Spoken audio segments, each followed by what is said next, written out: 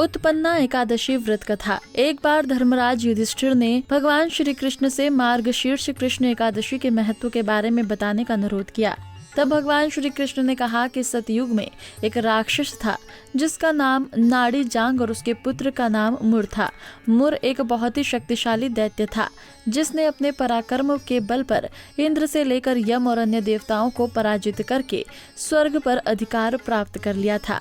ऐसे में सभी देवतागण अपनी परेशानी लेकर भगवान शिव की शरण में पहुँचे और उन्हें अपनी सारी व्यथा सुनाई। महादेव ने देवताओं को इस समस्या का हल ढूंढने के लिए प्रभु श्री हरि के पास जाने को कहा, जिसके बाद शिव आज्ञा से सभी देवतागण अपनी व्यथा लेकर भगवान विष्णु की शरण में पहुँचे और विस्तार से उन्हें सारी बात बताई। तब श्री हरि विष्णु ने उनको चंद्रावती नगरी जाने को कहा। भगवान विष्णु सहित सभी देवतागण चंद्रावती नगरी जाने लगे।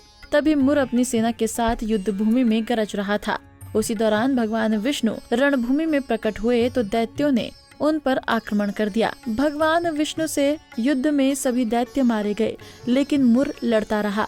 कहा जाता है कि मुर और भगवान विष्णु का युद्ध 10,000 वर्षों तक चला। विष्णु जी के अनेक प्रहारों के बाद भी मुर नहीं हारा। युद्ध करते हुए जब भगवान विष्णु थक गए तो वो बद्रिकाश्रम चले गए और वहाँ हेमवती नामक गुफा के अंदर योग निद्रा में सो गए। उनका पीछा करते हुए मुर भी उस गुफा में आ गया। उसने भगवान विष्णु को सोता हुआ देखा। तब वो इसे इच्छा अवसर जानकर उस पर आक्रमण करने के लिए आगे बढ़ा। उस राक्षस ने भगवान पर वार करने के लिए हथियार उठाए ही थे कि तभी भगवान विष्णु के शरीर से एक कांतिमय रूप देने वाली देवी प्रकट हुई और उन्होंने मुर राक्षस का वध किया। क्योंकि इस देवी का जन्म मार्गशीर्ष मास की कृष्ण पक्ष की एकादशी को हुआ था, इसलिए उनका नाम एकादशी पड़ गया। साथ ही एकादशी के दिन उत्पन्न होने के कारण इस देवी को उत्पन्ना एकादशी के नाम से जाना जाता है। कुंडली टीवी डेस्क से तानिया की रिपोर्ट।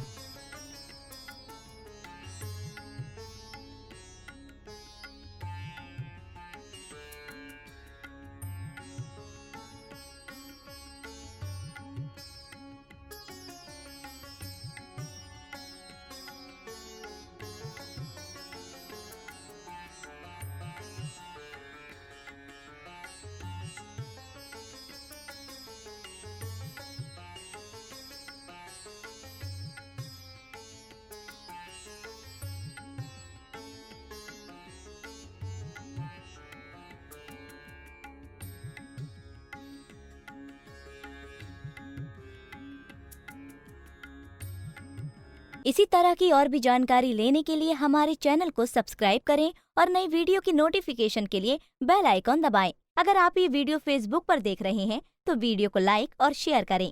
साथ ही अपनी राय कमेंट बॉक्स में जरूर बताएं। धन्यवाद।